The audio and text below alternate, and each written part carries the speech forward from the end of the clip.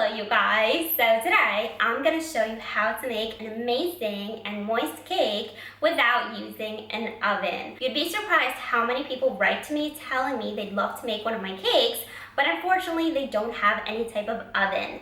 So I've come up with a new and improved method for you to make a cake using just your stovetop. A lot of stovetop methods, guys, are difficult. They do require certain tools to make the cakes. This method is so easy, so simple. You do not need specific equipment to make the cakes, and most importantly, they come out amazing. So even if you do have an oven, I really suggest you try this method sometimes because it's a really fun experiment. Please share this video if you know somebody that does not have an oven and would like to make a cake, or if you think this is a fun and interesting way to make a cake. That being said, let's get started and let's make this.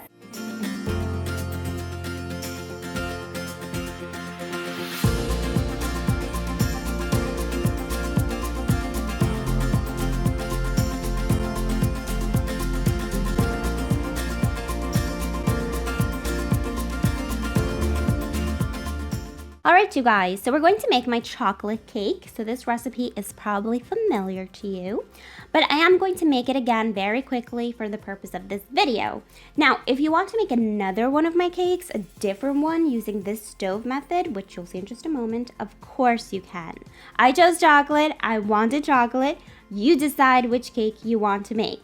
Once your butter and sugar is creamed, add your eggs one at a time. As you can see, I'm making this cake by hand today. I usually use my electric mixer. It's just, again, to show you that any cake can be made by hand. Add your dry ingredients and liquids a little at a time. I do recommend sifting the dry ingredients to get rid of any lumps. And a quick tip for you guys, which I've never shared with you, I don't know why, is if you are making your cakes by hand, warm up your liquids. It will just be easier for you to combine everything together. By the way, if my milk looks a bit dark, it's because I added coffee. You will not taste the coffee, but it will enhance the chocolate flavor. So I do recommend you do not skip the coffee. Do not overmix your cake batter, and you're going to divide it into 2 buttered and floured pans lined with parchment paper. Okay, so to make this stovetop cake, you will need pans. Now, you do not need specific pans. I'm using 2 normal saucepans, a pasta strainer pan in the back, which you'll get a better view in just a moment, and a Pyrex glass bowl. That's what I have, so that's what I'm working with. So work with what you have, guys. The only thing is that you will need to stack these pans one on top of the other, kind of like you would if you were using a double boiler. So your top pan must not touch the bottom of your other pan. So make sure the pans that you're using do stack nicely without touching each other. I'm using 2 different burners today, a small one and a big one. It does not matter. Fill your bottom pan with some water, making sure it does not touch your top pan, because when this will start to boil, it will anyway touch your top pan. You basically don't want the water to spill out. So leave an inch between the water and the other pan. Add your dry beans. This will just create another protective heat layer. And here I'm doing exactly the same thing I did with my first oven. Let's call it that.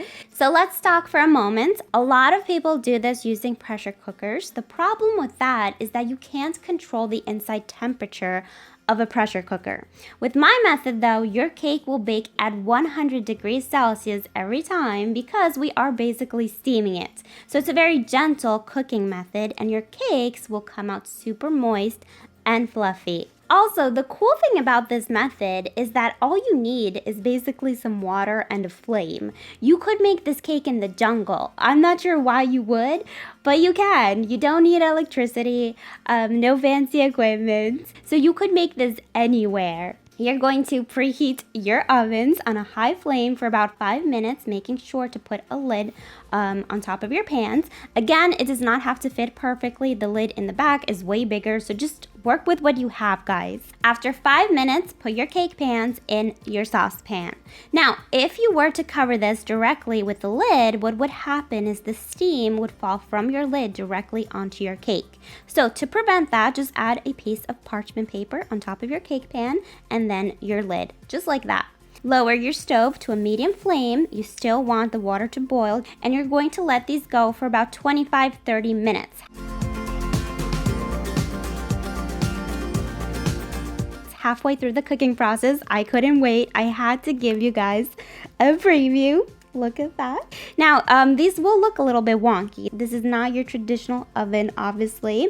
And because we did use actually 4 different pans and, 2 different burners, the cakes will come out different from each other aesthetically. But do not worry, they will be perfect. So after 25-30 minutes, you're going to do the toothpick test like all cakes.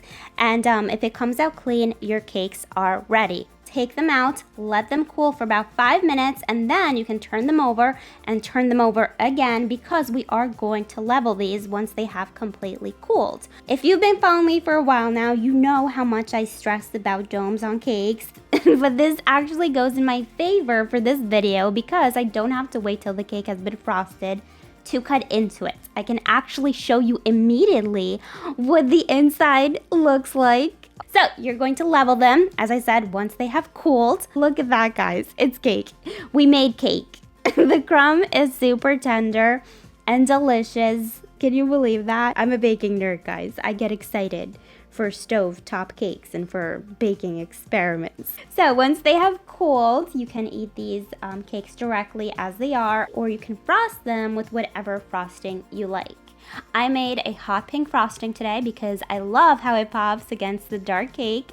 The recipe for this frosting will be listed in the description box below, and I'm not going to decorate the cake in any special way today. This is not a decorating tutorial. This is me showing you how to make a cake on a stove.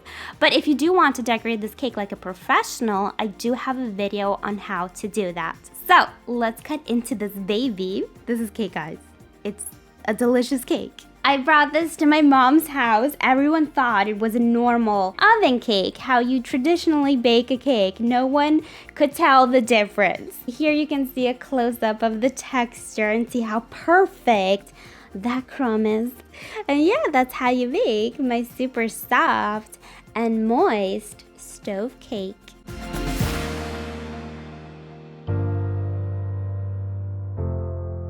I really hope you guys enjoyed this video. If you did, please give it a big thumbs up for me, and please subscribe. I publish a new video every Friday. I hope this video was helpful to the people that do not have an oven. If you do make a cake using this method, I would love to see a picture. You can send it to me on Instagram, Twitter, Facebook, wherever you guys want. And as I said, even if you do have an oven, guys, try this method. It is so much fun. I had a blast, so get your kids involved. That being said, thank you so much for watching, and I will see you next Friday. Bye.